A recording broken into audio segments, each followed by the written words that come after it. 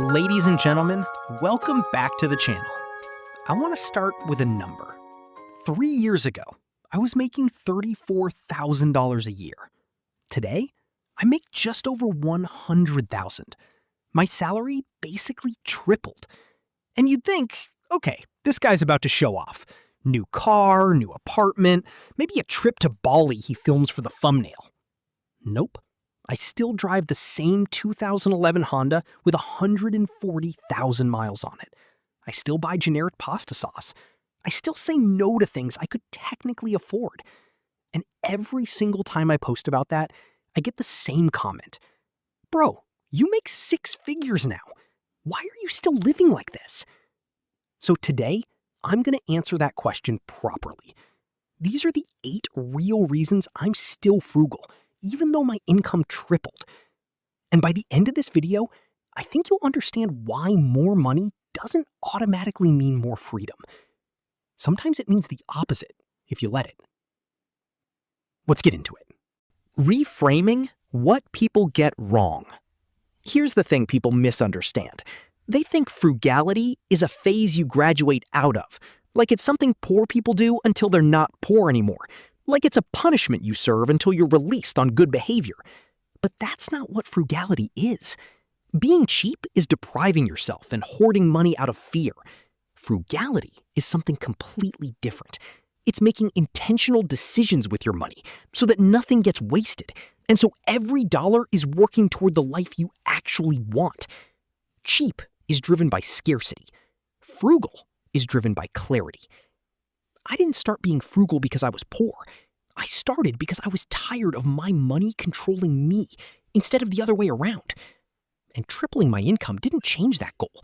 If anything, it made me want to protect it more. So here are the 8 reasons, ladies and gentlemen. Let's walk through them one by one.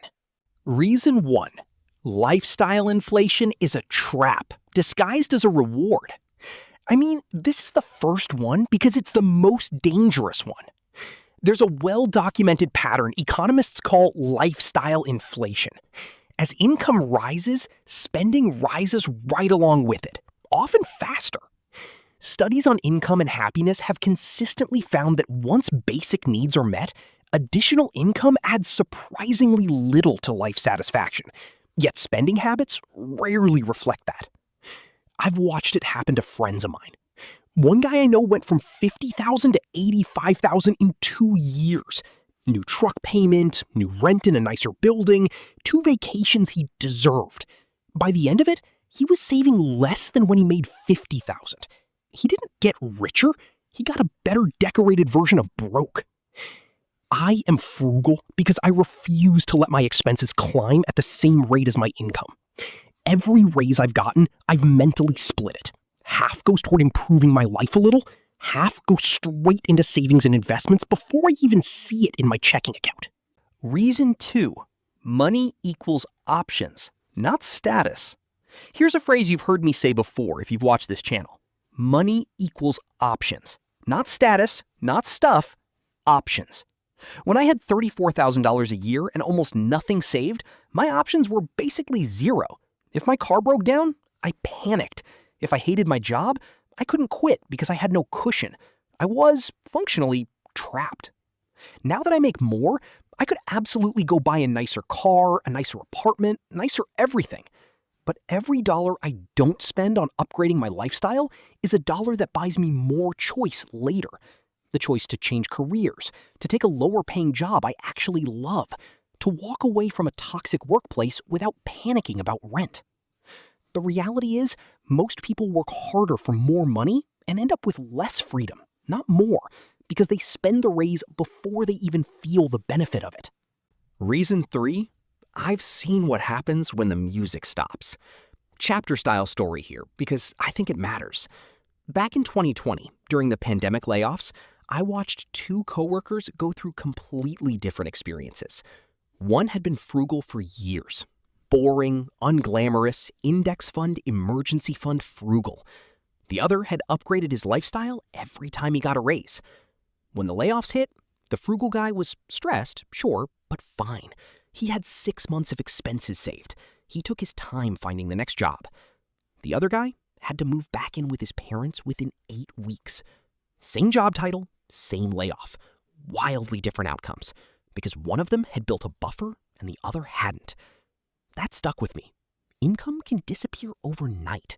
A gap between what you earn and what you need to survive, that's the only thing that actually protects you when the music stops. Reason 4. The big 3 still matter more than coffee.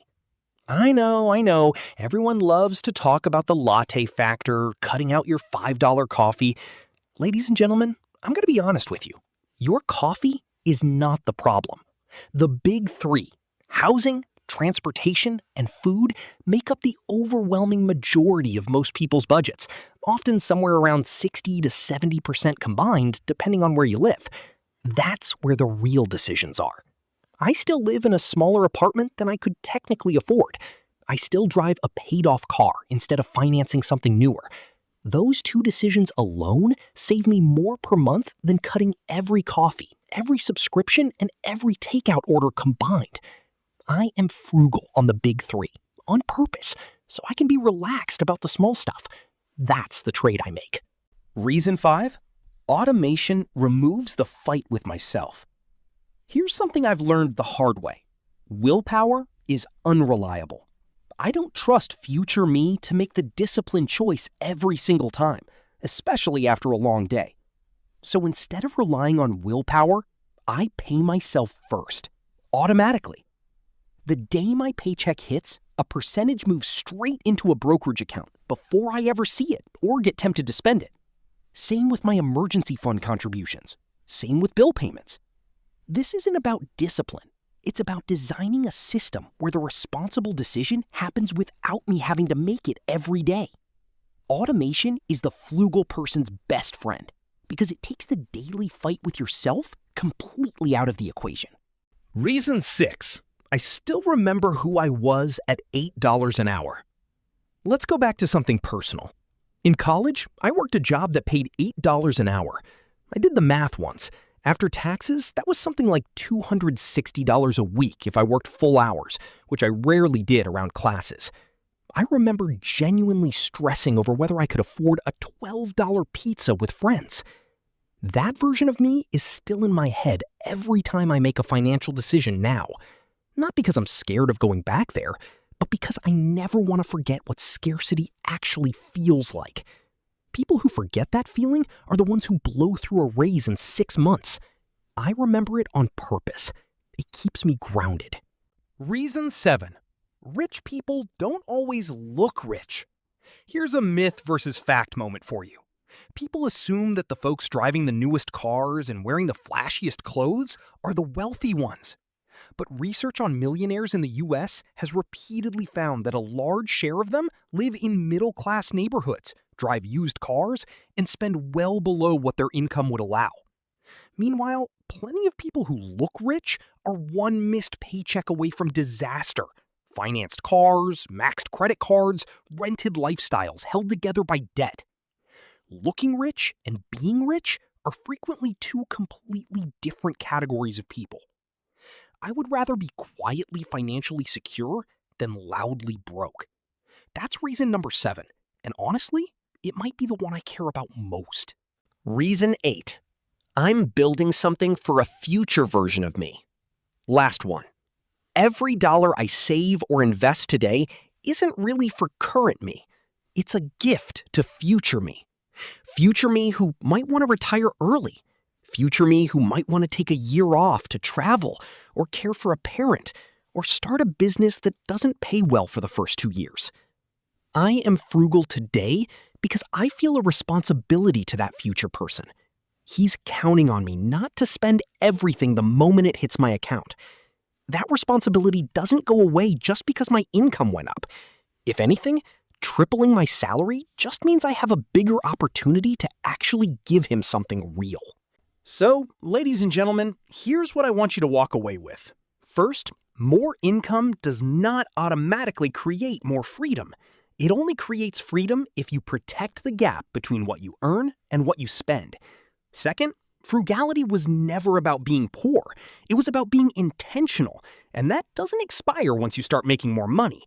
And third, The people who stay frugal after their income grows are usually the ones who end up with real, lasting options, while the people who upgrade everything immediately often end up right back where they started, just with a nicer car in the driveway. I didn't stay frugal because I have to. I stay frugal because I've seen what happens on both sides of that decision, and I know which one I want to be on. Thank you so much for watching. If this video gave you something to think about, you know what to do. Like it and consider subscribing if you're new here. And if you want to see exactly how I structure my automated savings system step by step, give that video a watch next. And with that, muchas gracias. See you in the next one.